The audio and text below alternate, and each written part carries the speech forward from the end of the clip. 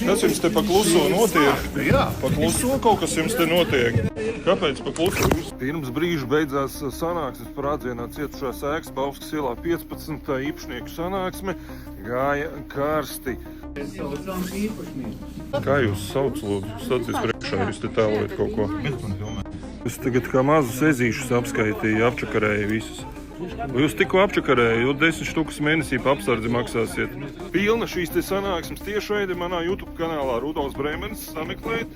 Un atgādinu, ka rīt ceturtdien, 15. janvārī, Ulbrokas Pērlē, 5. vakarā, notiks publiskā apspriešana kārtējā pret miskastes dedzināšanas fabriku Robežos un Salas pilī. Tā kā visi Trēliņu iedzīvotāji tīpaši tiekamies rīt ceturtdien, tātad 15. janvārī Ulbrokas Pērlē. Varēs arī parakstīties pret šo te iniciatīvu.